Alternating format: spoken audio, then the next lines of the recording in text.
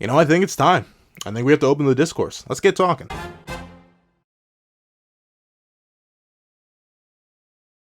Thank you to our final patrons, Strawbones, Widow 4765, Midnight Gemlord, and Sean. Now, we're on this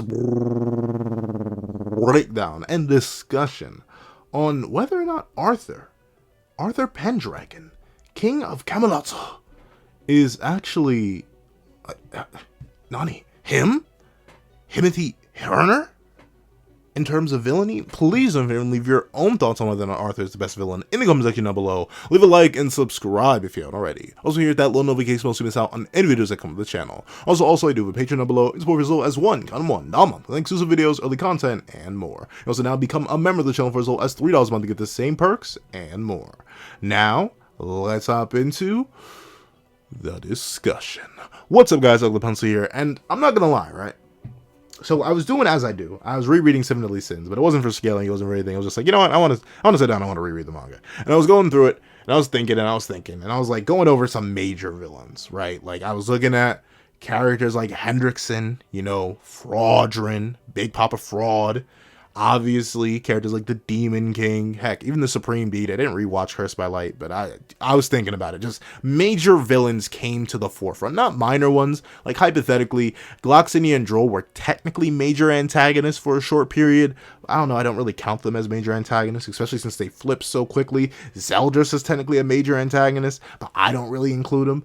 But hypothetically, even if we just go over all antagonists, if we were to just like throw them all in a room and have them fight each other, Chaos Arthur would win. But if we were to throw them all in a room and we would have to pick out our favorite, I think me personally, I would actually have to go with Chaos King Arthur so far. I know that's pretty weird to say, right? Because technically we haven't gotten that much of him. I think if we were to like compile all the pages that he's appeared in, it at most would be like 5 chapters worth, maybe 6, pushing 6, because what? That would be around 120 pages. I don't think he's really appeared more than 120 pages in the manga. Like, I don't think. We know we had that like 4 chapter span of a fight, and then we've had like little chunks of him here and there. Maybe 7, because we have had some like recently Arthur focused chapters. So maybe it's a bit higher, but even if let's highball consistently, say it's 10. We've had 200 pages of Arthur as our main antagonist. I think that's still pretty impressive for a character who's been an antagonist for only, 92 chapters. Bro's been living, vibing, screaming, and dreaming for 92 chapters. Meanwhile, you have other characters who were around for a lot longer. Though admittedly, I do think there are some advantages that Arthur has where other villains don't, and I think that's what we're going to talk about. So the thing is, right, a lot of the antagonists in Seven Deadly Sins are kind of, how do I put this? They're kind of just bad people. like legitimately, just take a second and think back to the original villains. The big bad beefy boys. Think back to them. What was Hendrickson's motivation? Demon Clan strong. I make more of them. Why? Because I want to, that's why. There's no real motivation behind that could be construed as positive or just misguided or anything like that. And of course it was revealed he was under the control of Fraudrin, so it was Fraudrin's motivation. Be top op to Meliodas, because he's a traitor, because he wanted to live out his own dreams and hopes instead of just being a pawn for the rest of his life. Yeah, not too honestly that good of a motivation. He wasn't really anything other than a meanie stupid head that took away Meliodas' love for like the 100th time. What was Gallon's motivation? Bro just wanted smoke. And admittedly, I love me a good smoke demon, but that's all he wanted. He really just wanted smoke, and that's all he gave. He got what he wanted, and he gave what he wanted. That's all he got. Melaska, if you want to counter, like, once again, kind of just a meanie stupid head. Nothing else. Mael is the only one who could be like in hypothetical contention with Arthur. Like I could especially see it if you like throw the Esterosa run. Like if you stop treating them as 2 separate characters and you sort of merge them together, I could see Esterosa in there. So we'll come back to him. I think he's the main competition for Arthur when it comes to antagonists for a couple reasons. But once again, look at the Demon King. What was his motivation? I want to rule creation. Why? Are you going to do anything good with it? No, I just want to rule it. Okay. How you gonna do that? Be nice to your kids? No. I'm going to torture them, make them suffer, and have one of them reincarnate infinitely, and then have the other one just be my exact servant. Okay, Melios did not reincarnate, but he never died. So, like, legitimately, not that deep of motivation, and not motivated by anything really interesting. Even if you want to, like, say that the Holy War was a cover-up to make sure that chaos never came about again, why seal white chaos? All chaos wanted to do was inspect humans, from what we know of it. Like, he just wanted to watch. It sat back and made humans like, darn, they're neat, and was going to sit around and watch them. That's about it. It didn't like the other races, which was something dangerous, but I don't think the Demon King and the Supreme Deity came together and sealed it away because, oh no, I'm concerned for my creations. It was more like, oh no, they may worship my creator instead of me, and I don't want that. So y'all are stupid, dumb, go away, dad, and then, or dad, mom, go away, Dom, and then they send them away. What was the Supreme Deity's motivation? Literally the exact same thing, or I guess just, I want to restart the Holy War. Why? Because conflict. Okay. Like there's no like girth, no depth, no like history behind it. Heck, even I guess you could argue, right? Because Guild Thunder was a major villain for a while. But even then, what was his motivation? It wasn't bad, don't get me wrong, but it wasn't a real motivation. It was like, I'm doing this for Margaret because I love my girlfriend. Okay, good on you, Guild Thunder. But that's about it. There's nothing crazy cracked about it. And the moment he didn't have to be a villain anymore, he wasn't. Like, it wasn't like Hendrickson, where he like had to be freed from mind control. It wasn't like Fraudrin, where he like had a heel turn due to raising a kid through another man's body, which is interesting. But it was Brody was just like, you know what? Let me look at the time. Oh, time to not be evil anymore because my girlfriend's safe? I'm not evil. Bada bing, bada boom. Hauser was never really an antagonist. That's the thing. I'm kind of just flipping through. I'm going through the entire series in my head, thinking of all major antagonists and stuff like that. Munspeet and Derriere barely count. Like, they're good characters, but I wouldn't say they were good villains. Like, they just weren't up there. They weren't good antagonists. Heck, even going to Four Knights specifically, the only antagonist that can really rival Arthur is Ironside. But even then, like, Brody didn't really have a motivation for putting Percival in the dirt. Like, I don't think he was 100% confirmed or confident that Percival was a knight at that point. Like, he found out after the fact. So he didn't really have any motivation for trying to pack up Percival. Afterwards, post-mortem, and with the reveal of Deodra, maybe gets a little bit more complicated. But still, I don't think villain-wise, Ironside seems too much like a victim to be a villain. Like, after seeing what happened to him in Chapter 23 when he met up with his boss, yeah, like, Arthur kind of did him dirty, and that it made me feel more bad for Ironside than fear him. And Pelgar's cool, don't get me wrong, he's one of my favorite characters. He's still top 3 in terms of, like, new characters introduced in Four Knights that I really, really like. But he's not exactly, like, a villain. Like, his whole motivation is to train his nephew because he thinks it's neat. Like, that's it. He's not even really antagonistic. Like, he even just straight up helped the Four Knights by giving Gawain an ego check. Like, that's all he did. He's a pretty chill dude. All the Dark Talismans were, like, non-characters. Like, no offense to them. They had some motivation. Like, heck, I still can't get over the Carrion Eater. Google Carrion if you want to have a wonderful time. But, I don't know, they weren't necessarily, like, too antagonistic. Their motivation, I will slaughter the Four Knights. Why? Because, you know, I want to slaughter the Four Knights. Because my king said so. Okay, boring. Like, the level of antagonist in Seven Deadly Sins isn't necessarily that high. And I know that's bad, but it's bad to say that. Like, am I insulting Seven Deadly Sins? Not really. Seven Deadly Sins antagonists, at least to me, are mostly what they really are. Functional.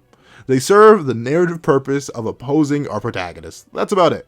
You aren't getting any Madaras. You aren't getting any Nagatos. You aren't getting any Itachis. You aren't getting any Aizens. You aren't getting any Gins.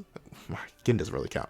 But still, you aren't getting characters like that. You aren't getting antagonists like that. But then, everything changed when the Chaos Nation attacked. Because then Arthur showed up. And Arthur's been, like, booling.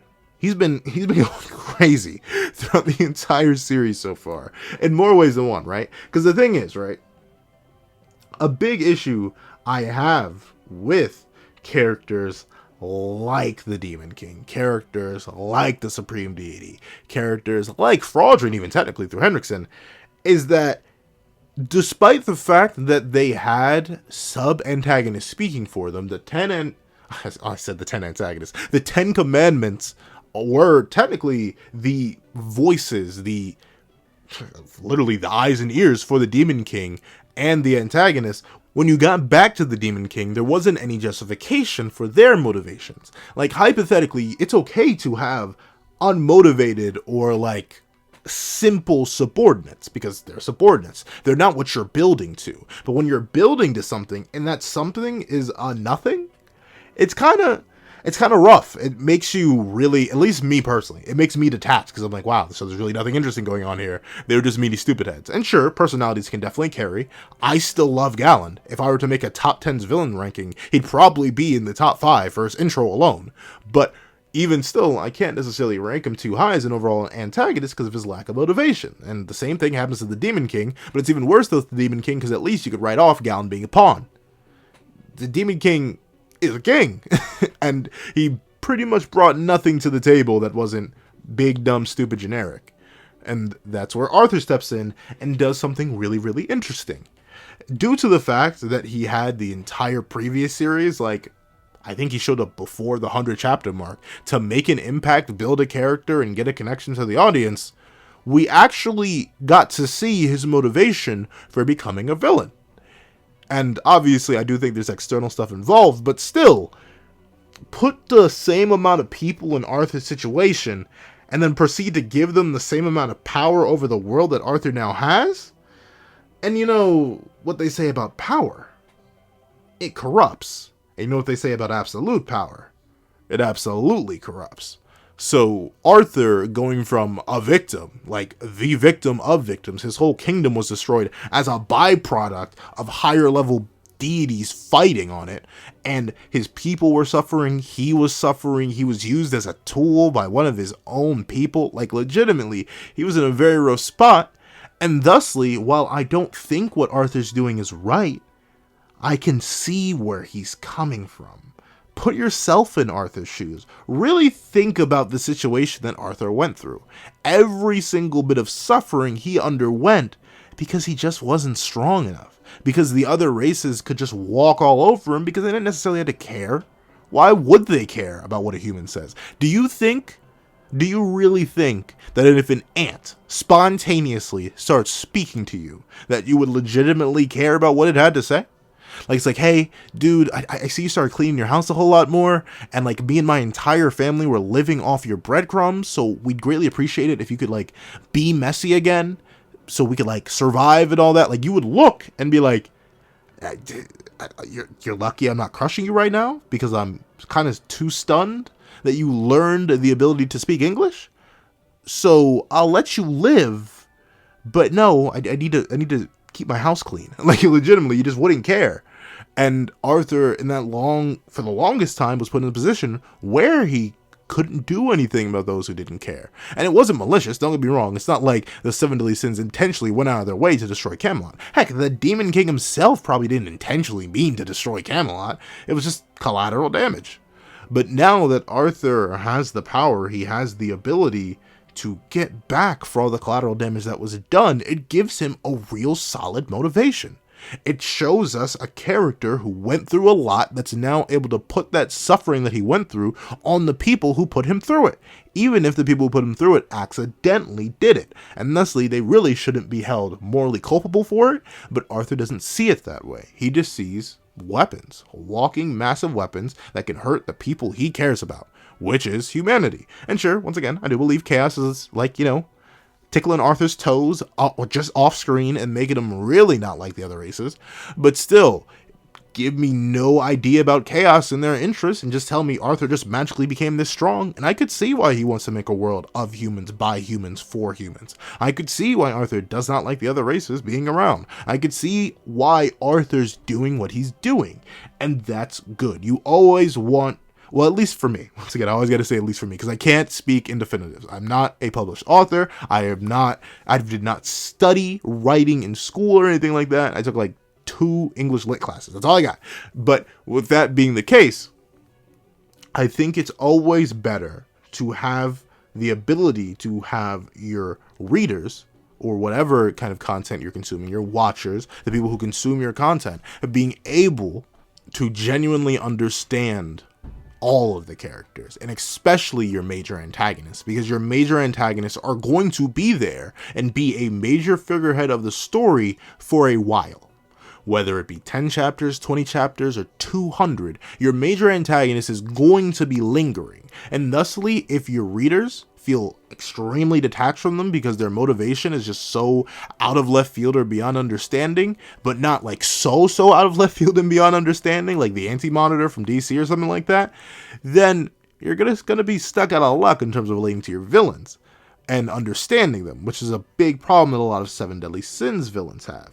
And that's why I think Arthur has only one competitor when it comes to villains, and that's Estarossa / Mael. Because in the same vein, as I can understand why Arthur wants to get everybody up out of here because they did him dirty, yeah, Mael, despite not being the best of dudes, as he legitimately admits after he gets saved, in reality, he was put through a lot for just following orders. Like, legitimately, he was doing his job, and for that, he was forced to take the lives of thousands of his own people and live in consistent soul-degrading agony.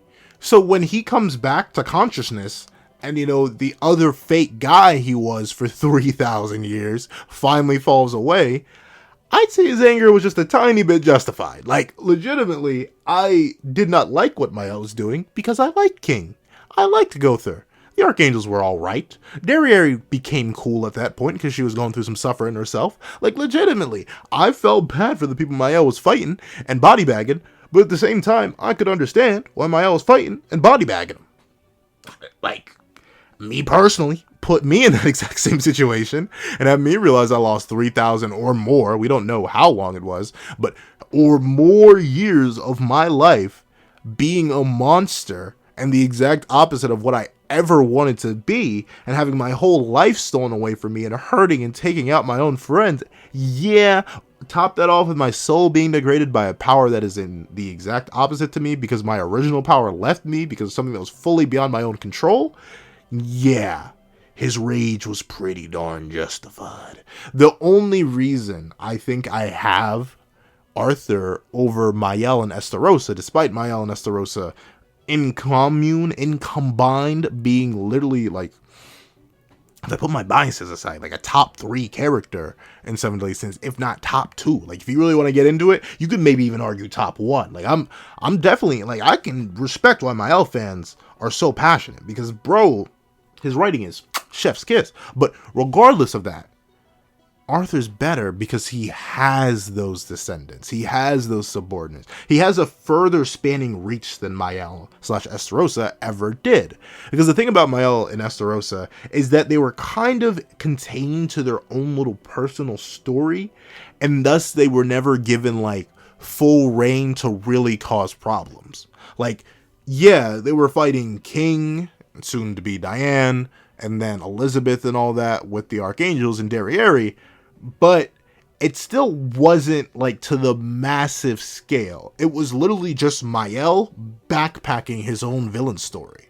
And that's good. It's done very, very well. It's done amazingly. But the reason that Arthur works so well is that he has other antagonists that are pretty darn good, like Ironside, like Pelgard, like, at least power-wise and ability-wise, the Talismans, all of his different subordinates, the ones we got introduced to in Chapter 92. All of these people fall under him.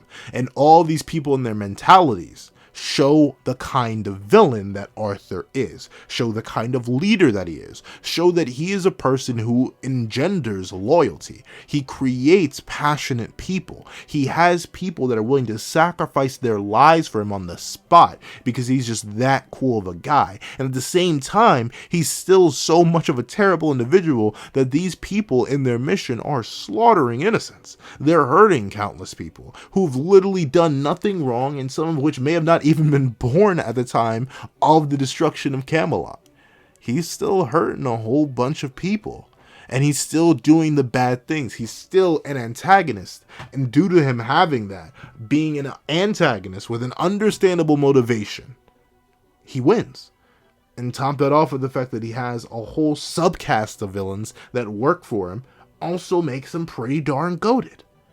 And triple that off with the fact that he has, inarguably, I'm pretty sure Like, I don't know who could argue it. Like, even me, Lance Stan number 4502816, I don't think I could realistically argue that Arthur doesn't have the most interesting kit. Like, as a villain, simply including him in fights, he's gonna be the most interesting we've ever gotten.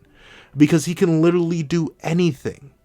Like, maybe not anything. I don't expect him to blink and then the universe is gone. But on, like, a sheer visual front, just like the 5-second clips we got of him and Kath using chaos, and the 5-second clips we've got of him using chaos in the current manga, it's super interesting. Sure, is it nasty, creepy, and disgusting? Yeah. Some of the images that Nakaba has been drawing have definitely, gotten your boy a little bit nettled. Like, I don't know, it just throws me off, like, makes my hair stand on edge. But still, that's not a bad thing. That diversity, that ability that Nakaba has to do literally anything with Chaos King Arthur, and we just gotta roll with it because it's literally the creator of the verse with reality manipulation, like, that's the best thing. Nakaba's allowed himself through Arthur to have free reign in terms of everything, especially his powers, and I think that's amazing. It takes every single good aspect of whatever previous Seven Deadly Sins villain we had, and then jacks it up to 11 and slaps them all together.